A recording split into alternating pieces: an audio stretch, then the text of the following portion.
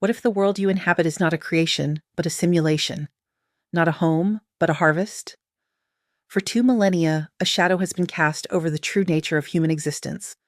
We have been told stories of sin, of debt, and of distant gods demanding worship. But hidden beneath the surface of the authorized narrative lies a darker, more mechanical truth. Ancient mystics, those known as the Gnostics, spoke of the Archons, the rulers. These are not gods, but cosmic parasites, architects of a false reality built to trap the divine spark within a labyrinth of matter, time, and suffering. The Archons do not fear your prayers. They do not fear your morality. They fear your remembrance. They fear the moment you realize that you are the light they are trying to consume.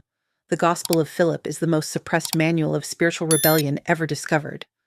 Within its fragmented verses lies the secret of the Bridal Chamber, the ultimate technology for bypassing the Archontic grid and reclaiming the sovereignty of the soul.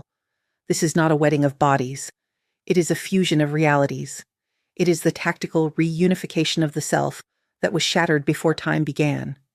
To understand the solution, we must first understand the depth of the trap. Look at the world around you. It is a realm of binary oppositions, hot and cold, male and female, good and evil, light and dark. This duality is the signature of the Archons. By splitting reality into opposing poles, they create friction. And friction generates energy.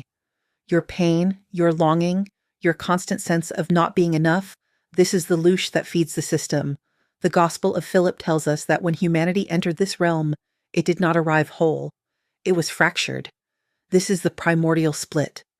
Imagine a mirror falling from a great height. The mirror is your soul, originating from the pleroma, the fullness of the divine. As it fell through the spheres of the Archons, it shattered. What arrived here, in this density, is only a fragment, a lonely, confused shard of light that has forgotten it was ever part of a sun. The Archons thrive on this fragmentation. A divided soul is a manageable soul. As long as you feel incomplete, you will seek completion outside of yourself. You will seek it in relationships, in status, in religion, and in the validation of the system. You will spend lifetimes chasing your own shadow, never realizing that the other half you are looking for is not a person, but an aspect of your own being that remains outside the reach of the Archons. The Gospel of Philip is unlike any other book in the Nag Hammadi library. It is not a story. It is a code. It is a collection of insights intended for the initiate, the one who has already realized that the world is a stage. In the mainstream religious world, we are taught about baptism and the Eucharist. But Philip reveals a secret hierarchy of 5 sacraments.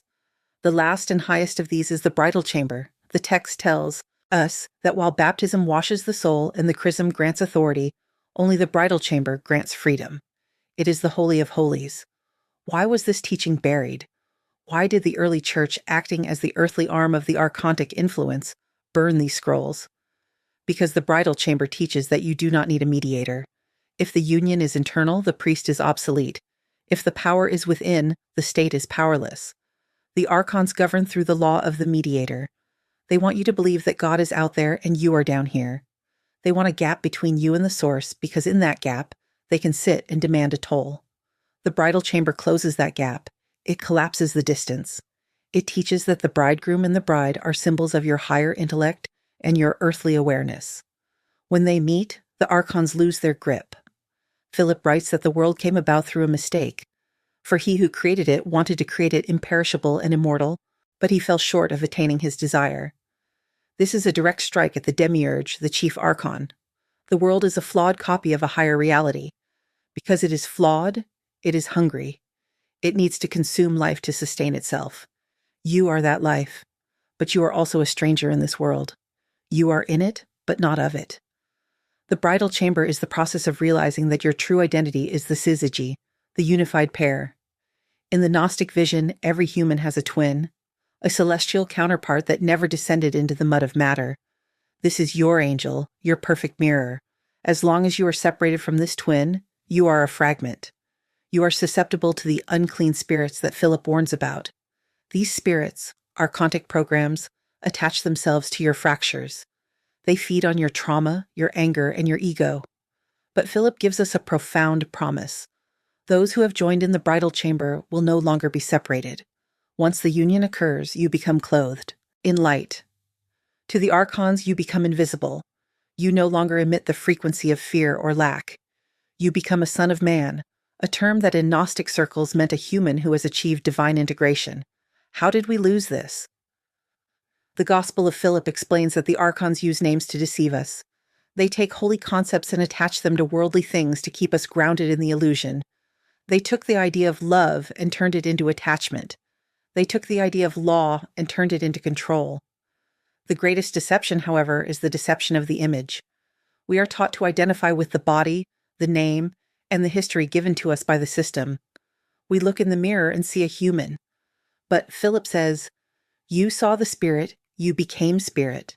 You saw Christ, you became Christ. You saw the Father, you will become Father. This is the law of resonance. What you perceive, you become." The Archons keep our perception fixed on the material, the chaotic, and the fearful. They saturate our senses with noise to prevent us from hearing the whisper of the twin. This is why silence is the greatest threat to the Archontic order. In silence, the frequency of the simulation drops. In silence, the signal of the pleroma can finally be heard. Think of your life as a series of nested veils. The first veil is the body. The second is the personality. The third is the culture. The fourth is the planetary frequency. To enter the bridal chamber, you must pass through these veils. You must strip away the garments of skin, the false identities the world has draped over you. Philip writes about the great light that is hidden within the darkness. He says that as long as the seed is hidden, it has power, but once it is revealed, it flourishes. The Archons want your light to remain a seed, buried in the soil of matter. They do not want you to realize that you are the sun itself. This world is built on the principle of the harvest. Just as humans harvest cattle, the Archons harvest the emotional output of humanity. They have designed the social and biological structures of our lives to maximize this output. Every conflict, every war, every heartbreak is a feast for the rulers of this darkness. The bridal chamber is the exit strategy. It is the only place where the harvest stops. Inside the bridal chamber, the soul is no longer agitated. It is no longer hungry.